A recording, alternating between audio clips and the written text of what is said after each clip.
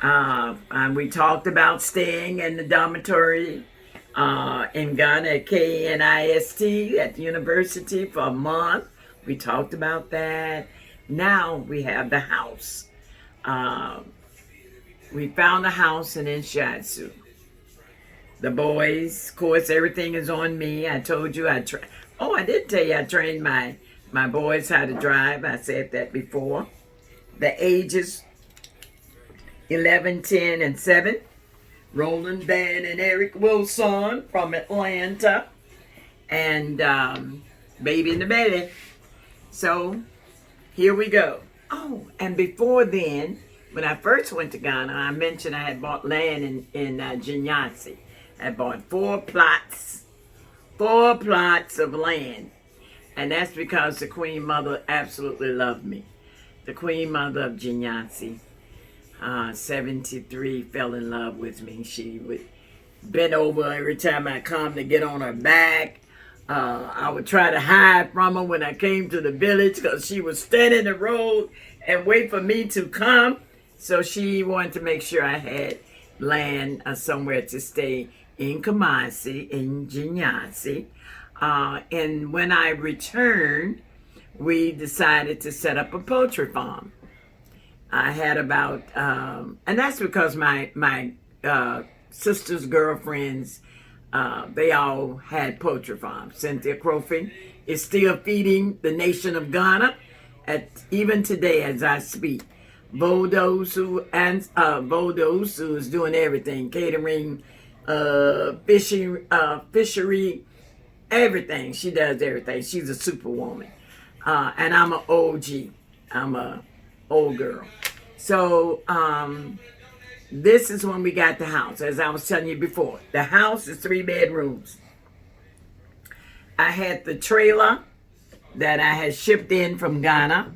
It was in the backyard on the side of the house. It hadn't been opened to unpack because everything was still packed up in my trailer. And I didn't unpack it because my landlord promised us the doors. Well, we had doors, but promised us the windows, the mosquito proofing, all of that was promised to us. And promised to me since I'm the one that rented the house. It wasn't there. So one night as I lie in the bed, my water broke. Now, I'm going to tell you, this is the first baby I ever had. And let me explain that. I've had 3 boys. Abako, me and son, me and New. Is it Abako, me and New, and me and son. 3 boys I had already here in America. But this daughter that I had in Ghana was truly natural birth. In my bedroom now, my water break. This is about 2 or 3 o'clock in the morning.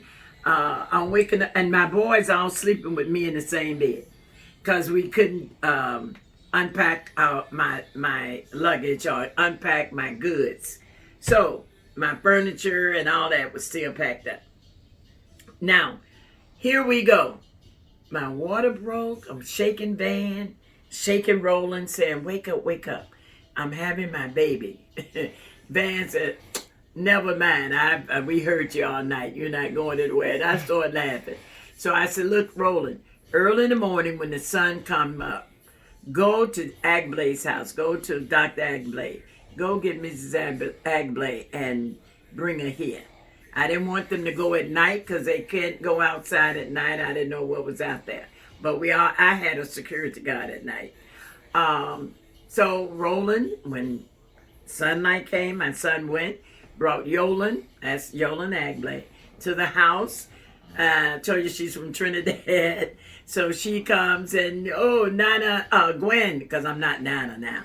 Gwen. And she comes, come, we have to bathe you. You can't bathe me. Don't touch me. But she did. She had to bathe me.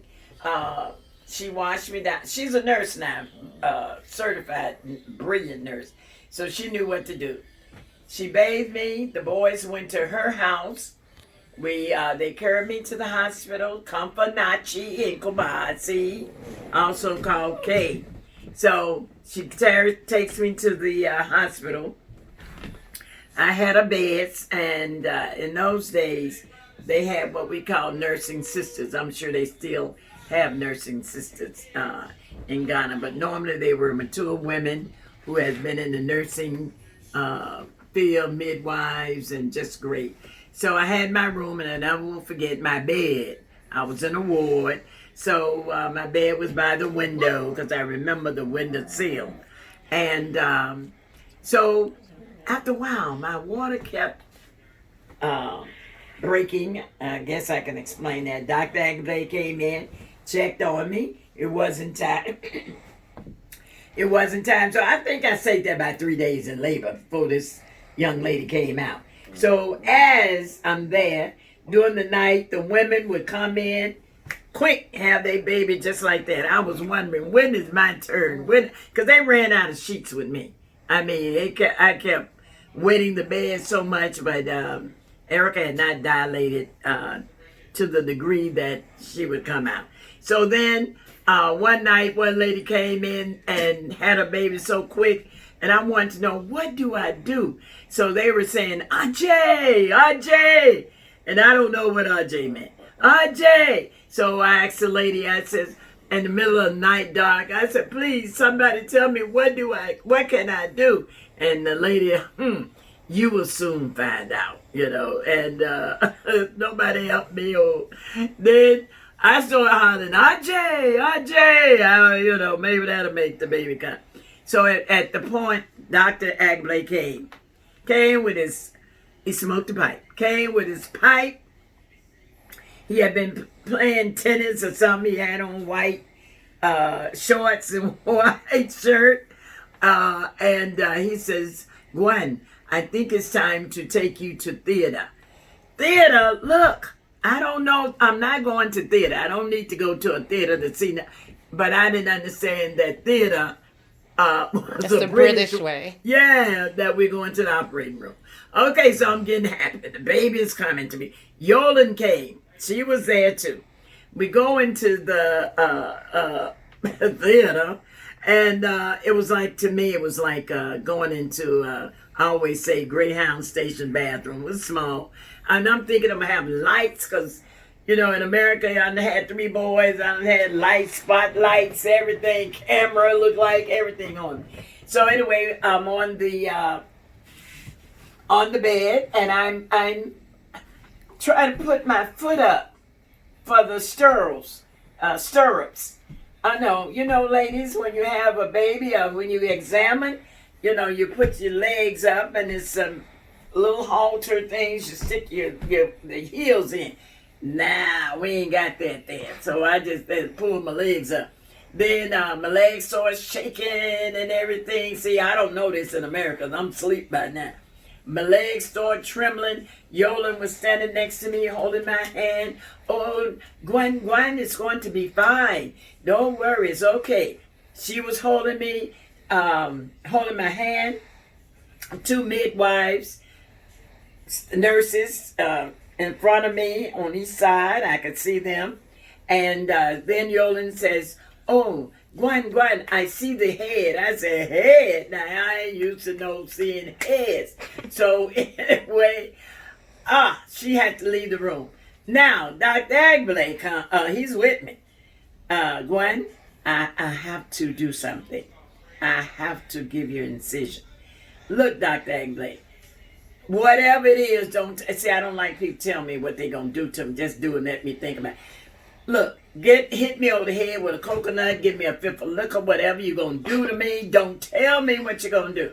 So, because I couldn't take it, guys. So then he goes around to the front and Dr. Agley, and I could feel that cut. Yeah. Yeah, because your head was big. Yeah, I ain't got no big head. It came from the mother there. You had a big head like your brother. And I couldn't deal with it. When I was in America, they did whatever they had to do. I don't know. And as Erica was coming out, the midwives, they were so happy. Oh, you have a girl, and I was happy and grateful too. I had a girl. So Erica came out, popped out. I'm not asleep, ladies. I don't have not one pill, not one coconut over the head, not one fifth of liquor. I wasn't knocked out for nothing. I've never been knocked out. Because in Ghana here, we are stronger. Hey, you strong over. Yeah. These strong women over. Hey, down there. Hey, strong. So anyway, then the next thing, Dr. Agblade had to sew me up. And let me tell you, ladies, you all have it made. Here we go. I could feel the needle. I can feel the strings or guts or whatever it was. And from that day on, I've always tried to go to sleep. I keep saying I never slept delivering Erica. After that, Yolan would come by, lovely, lovely. Warm oatmeal in the morning, delicious after the birth. Bringing me orchids from our garden at the windowsill. I love that. I've never told you how special you are, Yolan Agblade. You hearing this, I thank you. You really have a memory that has blessed me, having my baby and being there with me. Now, then Erica's born. You have to go to the bathroom later, the next day. You go in there, I'm thinking I'm sitting on the toilet. No, you urinate. You put your hand upside the wall and scatter and open your legs. I had to learn a lot, ladies, in those days. And then the women washing the napkins of their baby. Because remember, by this time it was no Pampers per se. So we had cloth diapers. So some of the women, after they had their baby, they go and wash, right in the hospital, wash their napkins for their child. I learned that. Also while we were there, because we were there like almost a week, and I couldn't understand why. But then also I was able to get Erica's ears pierced when she was like a day old. So I heard her cry twice, cry out, and they were piercing her ears. Now, when we left, I had no idea that 3 women from the West Indies, it was Valerie Wilson, she was married to Dr. Wilson, Yolan Agblade, married to Dr. Agblade, Cynthia Crofy, married to Dr. Crofy, and students from the university had come to my house. Remember I told you I had my container full of furniture, everything. They came and put everything together in my house. Everything. The couches, the rugs, the toothpaste, and soaps were all in the right place, and drawers. Put the bed together, fixed the kitchen, washing machine connected, everything. So when I walked in my house, the love of these women from the Caribbean, I was like a newlywed. It was wonderful. It was wonderful just to walk in. They had put everything. They mashed up everything, music, everything, and the students there who came and took care of everything in my absence. I'm very grateful. Now I'm in the house, got my baby, blah, blah, blah. And so now my boys, we move forward. The boys are going to school. They're going to Ridge School. My sons would come home, had a taxi, go pick them up, bring them back. One day, Roland come crying. I said, what's going on? Mom, I can't do it. This school is too much for me. I don't know nothing. I said, what you mean you don't know nothing? I don't know my 13, 14 times tables. I said, me either. But yeah, we don't. America, we only go to 12 times. And Roland, he didn't know 13 times, 14 times, anything. So that was the private school they went to. Then I had a watchman who came from the north. Love him. Old man, and he would come with his bow and arrow during those days. Well, he came with his bow and arrow and his teapot every evening, and left in the morning. And he couldn't speak English. Of course, I couldn't speak tree or house or nothing. So anytime I kids was not in, the boys, he would say, say something, and he would do this. He would take his hand. Way is the tall one, the next one, and the next one. So I knew he was asking about the boys. He had gotten them, or somebody gave them a slingshot, that rubber slingshot. So the boys, what they started doing, because in the evenings, every night we had frogs, and they would make all that noise. But I think because the water was leaking, and they would come, and the boys would shoot them, kill them at night, and leave them. And every morning on the rooftop, this tin rooftop, you hear knots, and it was the buzzers. The buzzers were, they would come because we had the dead frogs.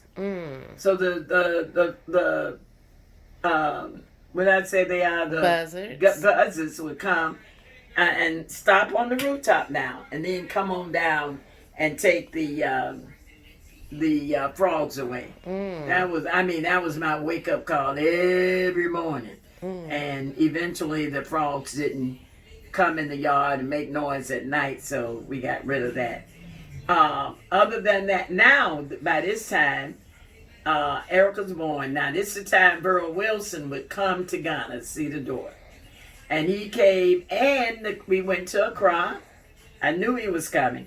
So the boys and I went to Accra with Erica, and Roland.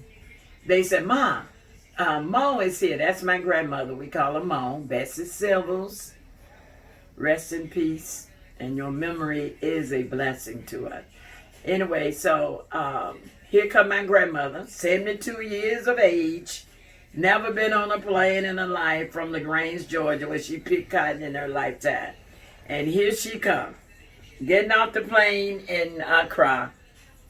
Had on her piece of fur, because he left out of New York. Had on boots, everything. I said, hey. And I saw my grandmother walk across the tarmac, and I was just couldn't believe it. So she came to Kumasi, of course, with me. Stayed, I think, a couple of weeks. Because she wanted to see her granddaughter, great granddaughter. How'd y'all get to Kumasi? We came by car. I think we had car. Now remember, I was in Ghana when they had the first Trotro. That's when you had a truck with a back of it had wood planks for seats, and you had the roll up on the side of the Trotro, so if it rained, it just went down. And so I know the first Trotro when I came to Ghana. And anyway, my grandmother came. I will tell you the next part of it with her going to the farm, the chicken farm, and all that, and what she did. Because I was trying to be a farmer to make a living in Ghana. We'll know if that worked out or not. Are you going to talk about when my real family abducted me back from you? Yeah, that'll be on the next one. I want to let everybody again like me by hitting that like button, subscribe, and the email again on this one is my email is nanaisingana@hotmail.com. So stay strong, and remember, God bless our homeland Ghana. Make our nation great and strong. And until we talk again, we will see you on the next one. And we'll say bye-bye, yo. Yummy Shroud. Thanks for suffering for me, Mama. Yeah, I suffer, girl. I suffer. I suffer.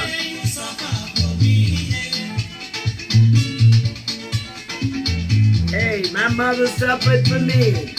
My grandma suffered for me, oh.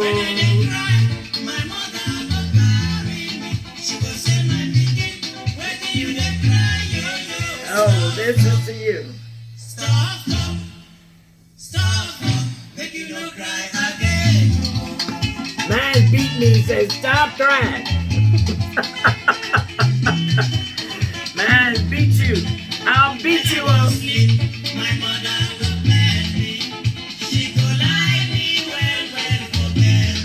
When I don't sleep, I used to give herself to make us go to sleep. NyQuil. NyQuil, moonshine, somebody.